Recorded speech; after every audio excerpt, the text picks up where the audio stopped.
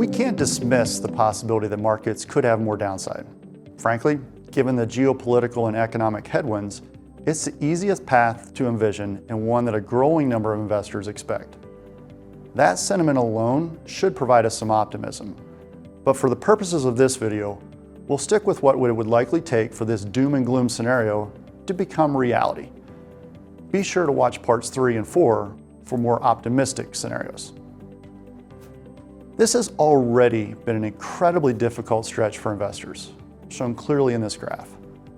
One slightly positive thing we can take from these returns is that a lot of bad news is already baked into market prices. And if that's the case, then theoretically for markets to continue falling, that news would have to go from bad to worse. What might that look like, or what will investors be watching for? Let's start with the economy. Since expectations for slower economic growth already exist, we'd likely need the discussion to shift from the current "are we or aren't we in a recession" to "now that we're in a recession, how bad is it going to be?" Closely linked to that economic discussion will be a similar one focused on inflation. Forward-looking inflation expectations indicate that investors believe inflation has likely already peaked and is set to move lower. Should that be proven incorrect or inflation to stay stubbornly high, markets would almost certainly have further adjustments.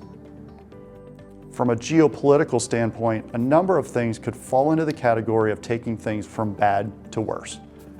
For instance, an escalation of fighting in the Ukraine, or a worsening of the related energy supply disruption, a deterioration of the relationship between China and Taiwan, or perhaps a chaotic or even violent reaction here at home post the November elections.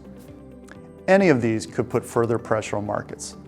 As I mentioned, none of these are new concerns, and we certainly aren't attempting to predict what will transpire with any of them. Rather, our intent is to try and imagine what could possibly transpire and how markets might react. In this case, focusing on what might cause an already bad market to get worse.